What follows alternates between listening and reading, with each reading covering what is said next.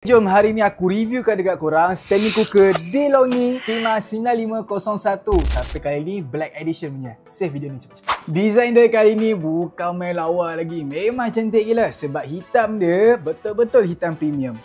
Saiz dia pun 900mm, jadi memang sesuai gila untuk family yang besar. Dapur dia dapat 5 burner tau, dan kekuatan api dia boleh pergi sampai 12,500 watt. Bukan mesin biasa, korang boleh masak 5 lauk serentak. Safety dia bukan main-main tau, ada flame failure device. Jadi kalau api dia tiba-tiba terpadam, gas pun atau terpadam. Memang selamat. Oven dia lagi besar daripada brand sana. 100 liter kapasiti tau. Siap dapat aksesoris lagi. Dapat tray, dapat grill rack, dapat roti series kit. Korang nak buat ayam golek ke bakar apa segala bakar pun semua on. Ada electric programmer, korang boleh start dan end cooking bila masa je yang korang nak. Set je biar oven yang buat kerja. Dekat bahagian bawah oven ni pula ada kompartmen tau. Korang nampak?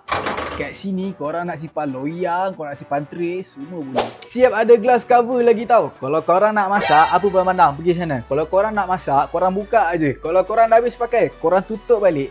Confirm dapat kemas. Material dia stainless steel, jadi memang tahan karat, lagi tahan lama. Kalau korang nak bersihkan pun senang je. Angkat macam ni, lap, bersih. Ok, so korang pun dah jelaskan pasal standing cooker DeLonghi Prima 9501 Black Edition ni. Ok, kalau korang nak cuba try test sendiri, datang je terus dekat Cawangan Alat Dapur berdekatan dengan korang sekarang.